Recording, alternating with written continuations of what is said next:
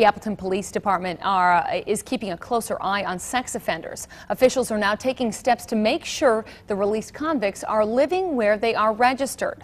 Fox 11's Kelly Schlicht takes a closer look for us.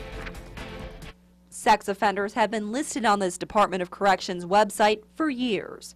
Now the Appleton Police Department says it's taking accountability to the next step with a new program created by Sergeant Polly Olson. Then I assign the registrants to specific officers and just continue to go down the list and have officers make contact. Sex offenders by law are required to register with the Department of Corrections site on a yearly basis. They can face felony charges if they don't notify the DOC about changes to their information. The DOC says statewide, Wisconsin has 22,275 registered sex offenders.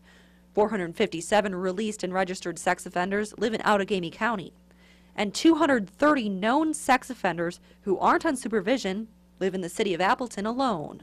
Those offenders that are no longer on supervision, however, aren't accountable to anything other than the registry. So it's our goal and our purpose to make sure that we are the ones that are holding those offenders somewhat accountable.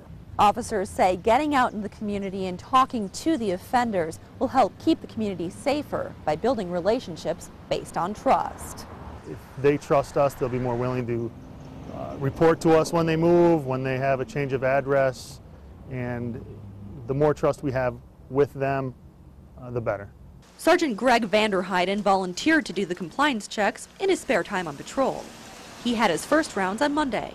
The offenders that I checked on, everyone was in compliance and they were up to date, so I'd say so far so good. Keeping the community safer, one checked address at a time. In Appleton, Kelly Schlicht, Fox 11 News.